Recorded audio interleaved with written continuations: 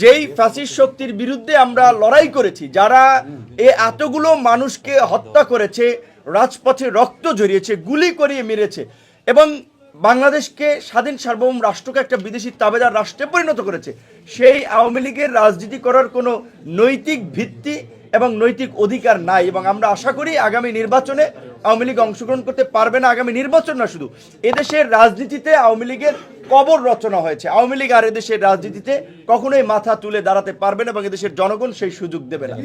বিএনপির প্রতিনিধি সহ সকল রাজনৈতিক দলের প্রতিনিধি গতকালকে প্রধান উপদেষ্টার মিটিংয়ে ছিল।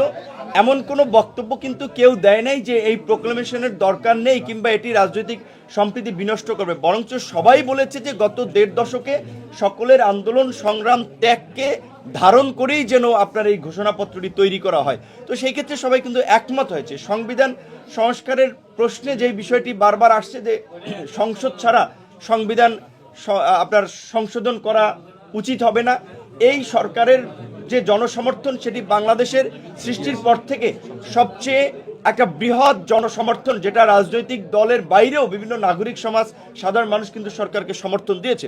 একটা গণ অভ্যুত্থানের পরে পৃথিবীর বিভিন্ন দেশে সংবিধান পরিবর্তন হয়, পূর্বের সংবিধান কার্যত স্থগিত করা হয়। তো সেই জায়গা থেকে যদি ঘোষণাপত্র দেওয়া হয় তাহলে আমার মনে হয় অনেক কিছুই স্পষ্ট হয়ে উঠবে এবং আমার মনে হয় এই ঘোষণাপত্র এবং রাষ্ট্র সংস্কার নতুন বাংলাদেশ বিনির্মাণে আমাদের মধ্যে যে জুলাই গণ অভ্যুত্থানকে কেন্দ্র করে জাতীয় ঐক্য এবং সংহতি প্রতিষ্ঠিত হয়েছে সেটি কোনোভাবেই ফাটল কিংবা বিভাজনের রূপ দেওয়া যাবে না। সেজন্য সবাইকে বাক্য চয়নে, শব্দ চয়নে, কার্যক্রমে সতর্ক থাকতে হবে এবং জনগণের পালস বুঝেও কাজ করতে হবে। আমরা দেখি যে কিছু কিছু নেতাকর্মী, কিছু রাজনৈতিক দলের নেতাকর্মীদের আচরণ কিন্তু আওয়ামী ফ্যাসিবাদীদের মতোই হয়ে উঠছে।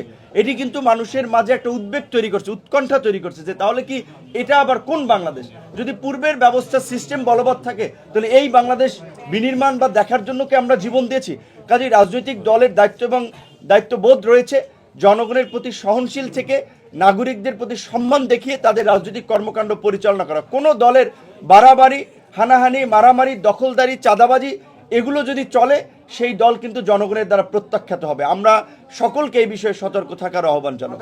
গণ অধিকার পরিষদ বাংলাদেশে ব্যতিক্রম একটি রাজনৈতিক দল। সেনা ছাউনি কিংবা সামরিক বাহিনীর পৃষ্ঠপোষকতায় কিংবা সরকারের আনুকূল্যে তৈরি হওয়া কোনো দল গণ অধিকার পরিষদ নয়। গণ অধিকার পরিষদ একেবারেই আন্দোলনের অগ্নিগর্ভ থেকে জন্ম নেয় একটি রাজনৈতিক দল। আজকের যে গণ অভ্যুত্থান, কোটা সংস্কার আন্দোলনকে কেন্দ্র করে 2018 সালে সেই কোটা সংস্কার আন্দোলনের সূত্রপাত এবং সেই আন্দোলনের সফল নেতৃত্বের মাধ্যমে আজকে এই 2024-এর আপনার গণ অভ্যুত্থানেও নেতৃত্ব দিয়েছে।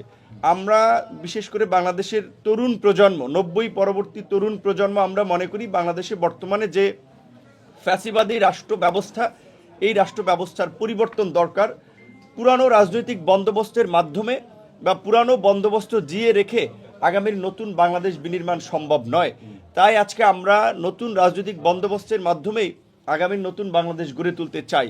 আপনারা নিশ্চয়ই লক্ষ্য করেছেন গতকালকে অন্তর্বর্তীকালীন সরকারের প্রধান উপদেষ্টা ডক্টর মোহাম্মদ ইউনূসের আমন্ত্রণে আমরা রাজধানীর ফরেন সার্ভিস একাডেমিতে বিভিন্ন রাজনৈতিক দল জুলাই প্রোক্লামেশনের বিষয়ে আমরা সেখানে মিলিত হয়েছি, সেখানে আমাদের মতামত দিয়েছে। আমরা সকলেই বলেছি কিন্তু যেহেতু এটি একটি বাংলাদেশের ইতিহাসের একটি যুগান্তকারী পরিবর্তন এবং বাংলাদেশের মানুষ দল মত নির্বিশেষে সকলে ঐক্যবদ্ধভাবে এই লড়াই করেছে এবং এই লড়াইয়ের পেছনে বড় ধরনের একটা প্রেক্ষাপট রয়েছে। বিশেষ করে গত 1.5 দশকে ফ্যাসিবাদী আওয়ামী সরকারের যে দুঃশাসন সেটা কার্যত বাংলাদেশের স্বাধীনতা সার্বভৌমত্বকে একটি সংকটে ফেলেছিল, যার ফলেই কিন্তু এই গণ অভ্যুত্থান অনিবার্য হয়ে পড়েছিল।